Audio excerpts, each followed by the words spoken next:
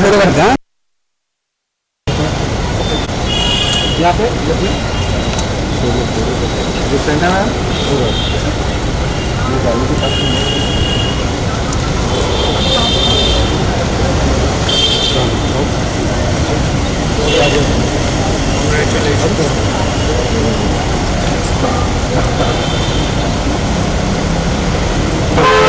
मैं solo photo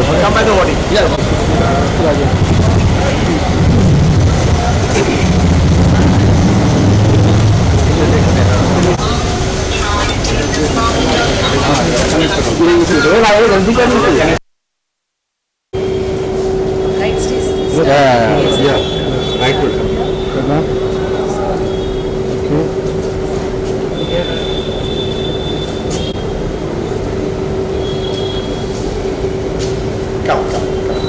one solo ना one solo चलेगा चलेगा चलेगा चलो चलो आपकी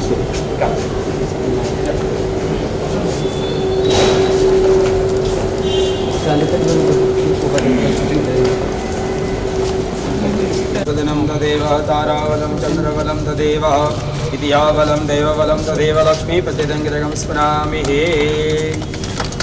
कल्याणमस्तु सर्वमङ्गलमङ्गले शिवे सर्वार्थसाधिके शरणे त्र्यम्बके गौरी नारायणि नमोस्तुते। मेरे इतना वेट करती हूँ लेकिन इतना नहीं है।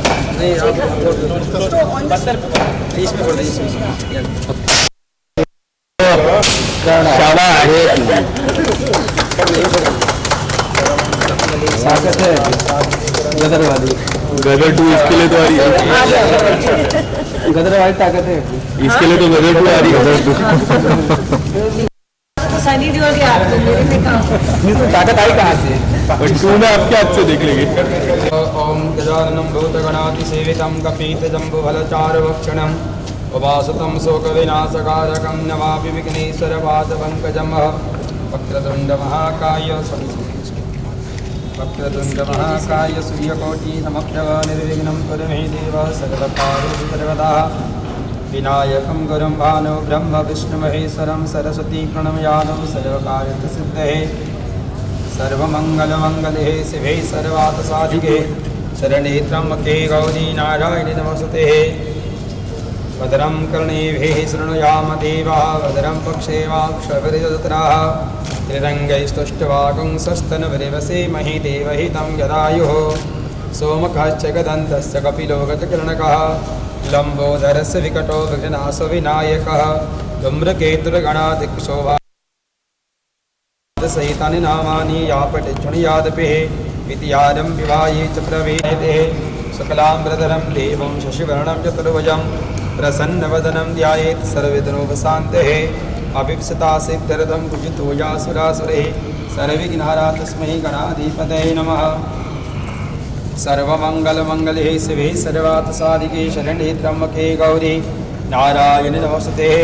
सर्वदा सर्वकार्येषु नमस्ते सायुमङ्गलं येषां हृदयस्थ भगवान् मङ्गलाय तनोहरे तदेव लग्नं सुदनं तदेव तारावलं चन्द्रबलं तदेव विद्यावलं देवबलं तदेव लक्ष्मीपतिं स्मरामि।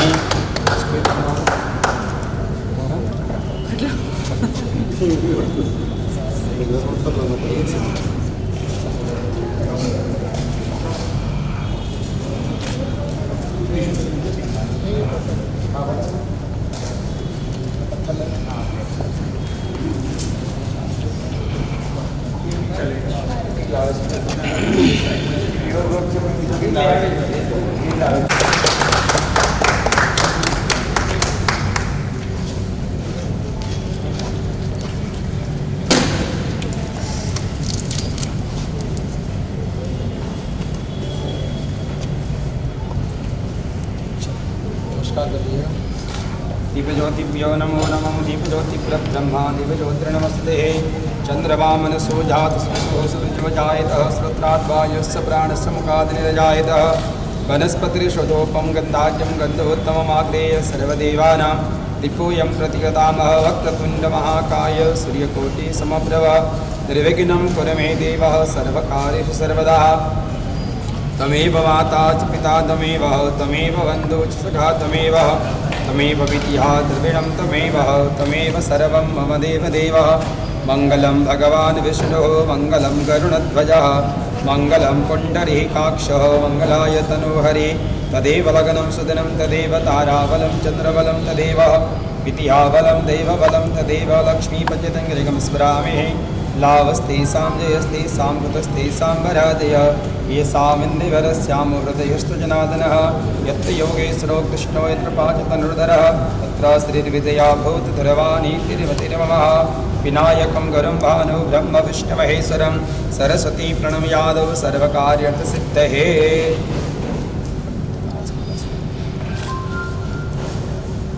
गणपति बाप्पा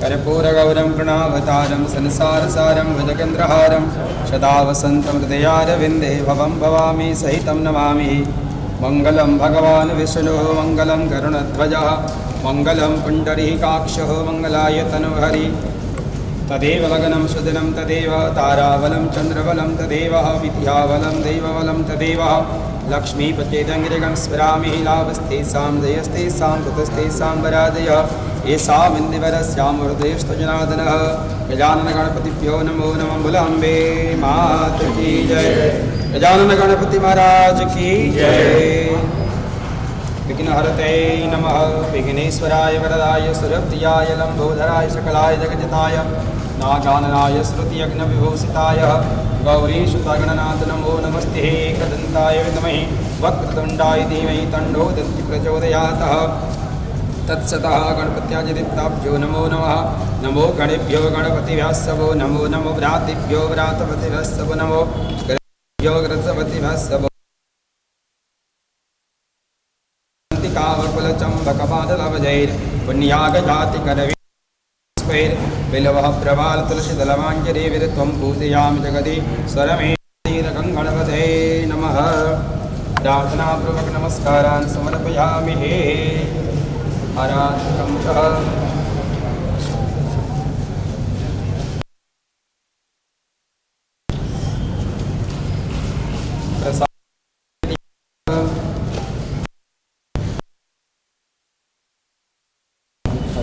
नैवेद्यमधाय प्रसादेनं सर्वदुःखानां हनिरस्य प्रजायते प्रसन्नचतसो यासं प्रणाय स्वाहा पानाय स्वाहा व्यमाय स्वाहा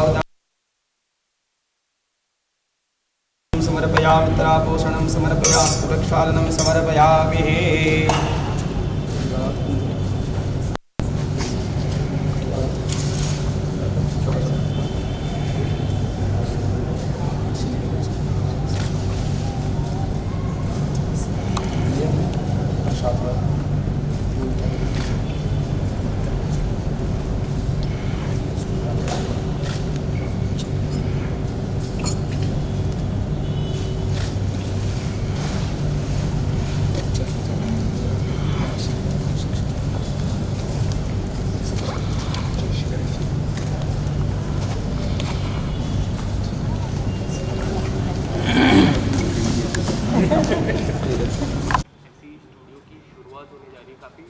अमेजिंग लोकेशन है, स्टूडियो भी काफ़ी अमेजिंग लग रहा है। क्या कहना चाहोगे स्टूडियो के पीछे किस तरह की शूटिंग यहाँ पे होगी और किस तरह का फ्यूचर है स्टूडियो में?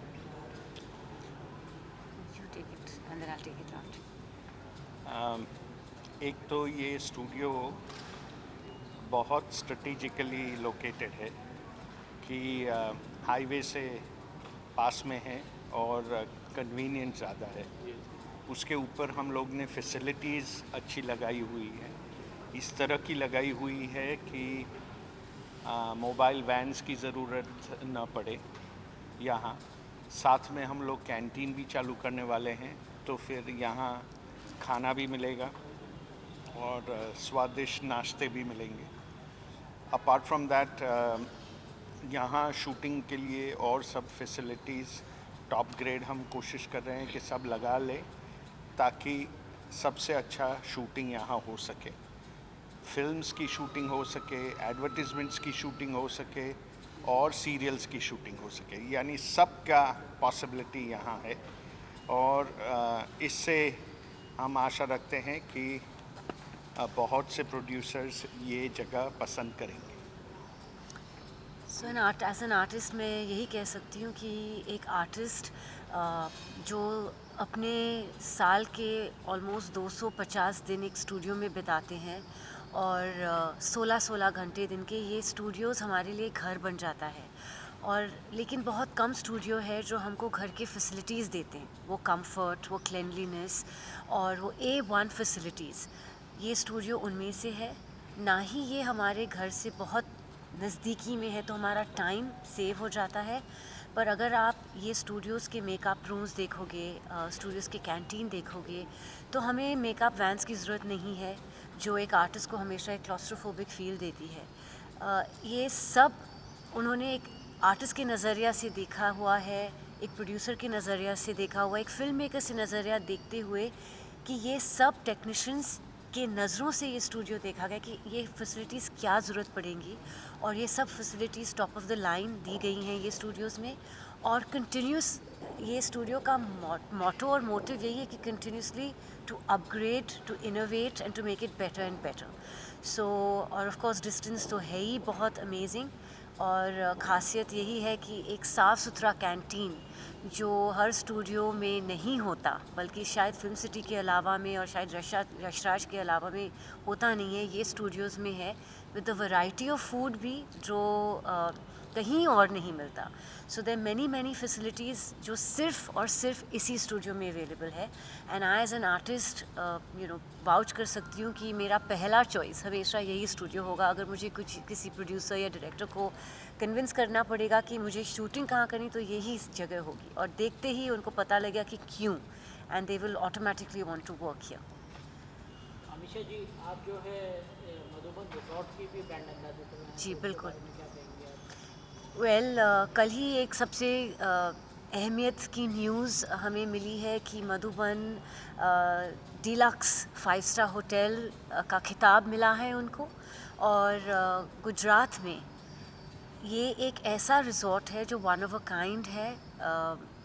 ख़ास करके इंडिया में अगर आप जाके देखो तो ये एक यूनिवर्सली अपीलिंग रिज़ॉर्ट और स्पा है।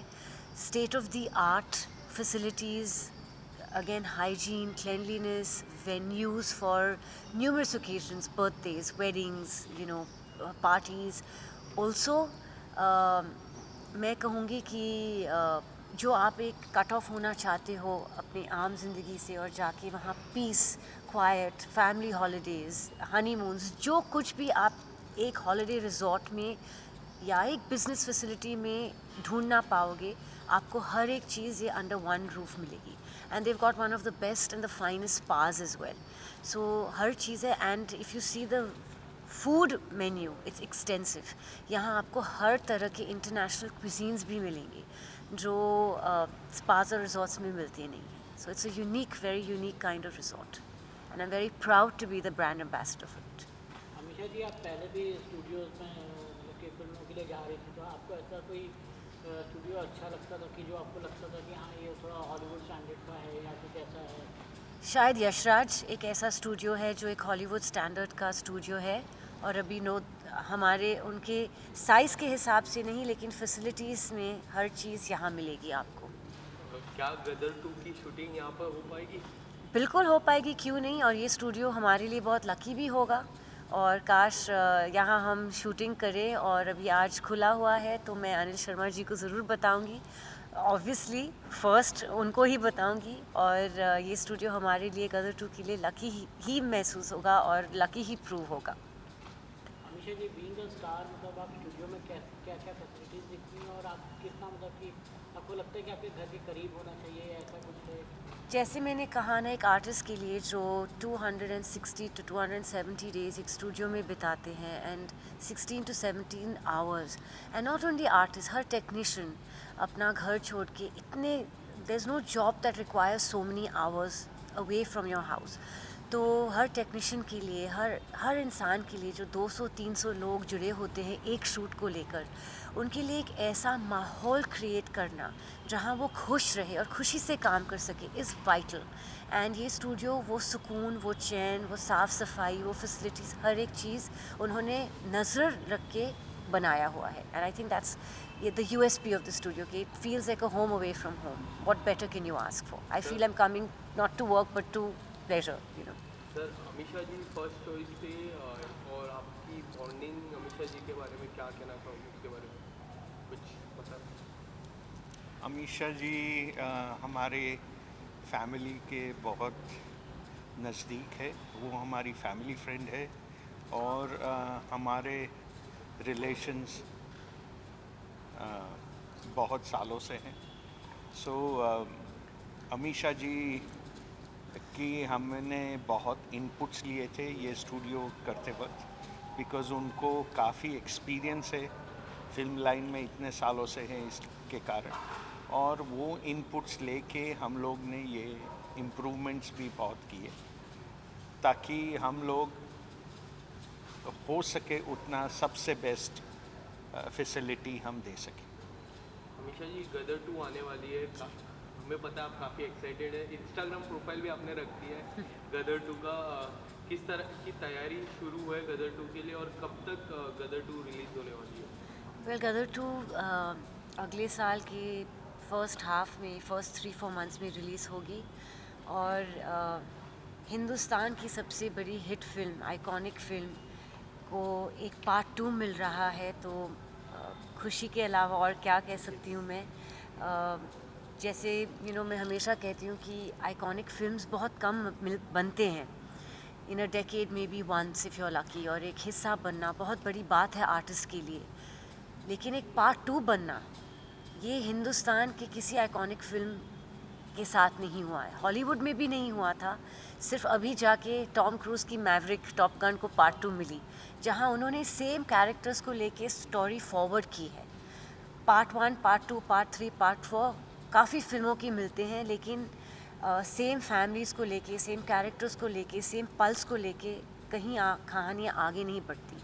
आप हाउसफुल वगैरह जैसे फिल्में देखो तो वो बनती रहती हैं, लेकिन जैसे हालांकि में रिलीज़ हुई भूल भुलैया, स्टार कास्ट, स्टोरी, हर चीज़ चेंज हो गई थी. लेकिन एक ऐतिहासिक स्टुपेंडस आइकॉनिक हिट को लेके एक तो दोनों पार्ट का हिस्सा बन के सेम किरदार निभाना, सकीना का किरदार, तारा सिंह का किरदार, जो हर हिंदुस्तानी के मन में एक जगह बना चुकी है, ये मैं खुशनसीबी समझती हूँ कि मुझे मौका दोबारा मिला है. और ये कहानी एक इंडिया पाकिस्तान को लेके फिर से पीरियड बैकड्रॉप है, बेस्ड इन 1971, और वही खूबसूरत मोमेंट्स जो गदर 1 में थे, गाने, एक्शन, डायलॉग्स, हर चीज़ जिसने गदर 1 को हिंदुस्तान की सबसे बड़ी हिट बनाई थी, गदर 2 को हम वही इमोशन लेके आगे बढ़ा रहे. तो हाँ, मैं जानती हूँ कि ऑडियंस भी उत्साह से ठहर रही है और हमने भी पूरी मेहनत की है. तो आई होप कि ऑडियंस हमें और उतना ही प्यार दे और भगवान उतना ही आशीर्वाद दे. बस यही हम चाह सकते हैं. इसके जी, ऑडियंस की बात की जाए तो मतलब जब गदर 1 बनी थी और गदर 2 में काफ़ी डिफरेंसेस आ गए, कितने साल पुरानी बात हो गई है, और मतलब कि कोविड के बाद ऑडियंस का टेस्ट भी चेंज हो गया जी. तो आपको लगता है कहीं ना कहीं मतलब कि लोग जो है वो मतलब कि आप जैसे बोल रही हैं कि एक मतलब रीमेक टाइप का है, रीमेक नहीं, स्टोरी फॉरवर्ड. रीमेक उसे बोलते हैं कि जो फिर से बनाया जाए. फॉरवर्ड हुई है, जी. तो मतलब आपको लग रहा है कि लोग उतने इंटरेस्ट से देख पाएंगे जैसे पार्ट 1 को देख रहा था? जहाँ भी मैं जा रही हूँ मुझे महसूस तो यही हो रहा है. बाकी भगवान की दुआ और ऑडियंस का प्यार. We can only wish for the best. Amisha ji, इसके अलावा हम बात करें जो समय है, समय काफ़ी बदला है, OTT के तरफ लोगों का रुख बदला है. तो क्या ये मूवी भी OTT होगी या सिनेमाघरों में आएगी? नहीं, देखो कई फिल्म होते हैं जो OTT पे आके आप देख के पसंद करना चाहोगे, और कई फिल्में ऐसी होती है जो 70 mm एक्सपीरियंस के लिए ही बनी जाती है. Yes, second viewing, third viewing अगर आपको करनी हो तो OTT is then okay. But Gadar उनमें से एक ऐसी फिल्म है that is made for 70 mm and only release on 70 mm first. Amisha ji, Amrish Puri के कैरेक्टर को कितना मिस करेंगी आप पर्सनली, और जो है मतलब उनके कैरेक्टर जो है कौन है जो उनकी कमी पूरी कर रहा है? वेल मैं सकीना हूँ। सकीना अमरीश पुरी जी की बेटी थी, तो हालांकि मैंने उनको बहुत मिस किया। हम सब ने सेट पे उनको बहुत बहुत मिस किया। उनकी थोड़ी सी झलक तो है फिल्म में, मैं ज़्यादा कुछ बताऊंगी नहीं, लेकिन ये उनके इमोशन को लेके कहानी आगे बढ़ती है, तो आपको कभी महसूस नहीं होगा कि अमरीश पुरी जी इमोशनली मिसिंग है आपके लिए फिल्म में। फिज़िकली तो अनफॉर्चुनेटली हम ला नहीं सकते क्योंकि वो इस दुनिया में है नहीं। सिमिलरली जो विवेक शौक थे जिन्होंने दरमियान सिंह का रोल किया था, जिन्होंने लोगों ने इतना प्यार दिया, तो अनफॉर्चुनेटली हम लोग ने बहुत मिस किया सेट पे। दे वर वाइटल कैरेक्टर्स और फिल्म को बहुत ऐड किया था। पर आई होप कि जो भी उनकी जगह में आ रहे हैं वो ऑडियंस को उतना ही अच्छे से खींच ले अपनी तरफ और ऑडियंस उतना ही प्यार दे उनको। अमीषा जी, इसके अलावा सोशल मीडिया पे किस तरह के आपको रिस्पॉन्स मिलते हैं? क्योंकि जब हम फिल्मों की बात करें, फिल्मों से ज़्यादा पहले सोशल मीडिया पे काफ़ी चर्चा हो जाती है कोई भी मूवी की बारे में जी। और अभी तो हाल फिलहाल में काफ़ी ज़्यादा चर्चा होती है। जो भी मूवी आती है, अभी ब्रह्मास्त्र आने वाली है कुछ ही दिनों में, उसकी चर्चा काफ़ी हो रही है। उसके पहले लाल सिंह चड्ढा की चर्चा काफ़ी हो रही है। और जो नया ट्रेंड चालू हुआ है, जो बॉलीवुड के रुख हो रहा है, जो बॉयकॉट बॉलीवुड के बारे में जो चर्चा होती है, जो भी बॉयकॉट लग जाता है, इस तरह से किस तरह से आप देखते हो इस सारे ट्रेंड्स को? और मुझे देख के बहुत दुख होता है क्योंकि बॉयकॉट बॉलीवुड जो होता है, आप एक एक्टर को लेके इतना खुन्नस निकालते हैं ऑडियंस, लेकिन आप ये नहीं सोचते कि एक फिल्म के पीछे कितने लोगों की मेहनत और कितने घर चलते हैं। एक फिल्म से 3000 घर जुटते हैं। आप हर एक टेक्नीशियन से लेके प्री प्रोडक्शन से लेके पोस्ट प्रोडक्शन और रिलीज़ तक इतने सारे अमीर गरीब घर जुड़े हुए थे जिनके डेली आमदनी, जिनका रोटी रोज़ा एक फ़िल्म है। थिएटर के लोग हो, थिएटर पे अगर ऑडियंस जाएगी तो एक टिकट काउंटर वाला का जॉब से लेके एक समोसा वाला जो अपना घर चलाने के लिए एक छोटी सी 20 रुपए का समोसा आपको बेच रहा है, हर एक का घर चलता है। तो I think that I can only hope and pray कि ये ट्रेंड ख़त्म हो, क्योंकि बहुत लोगों की आमदनी इस पे चलती है। Thank you. यस।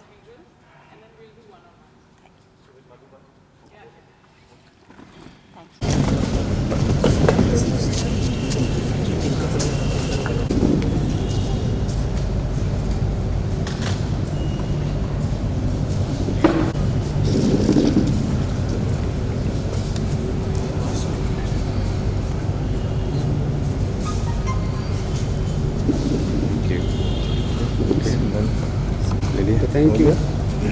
वैसे हम एक सोलो करते हैं आपको। एक सौ सात। चलिए ओके।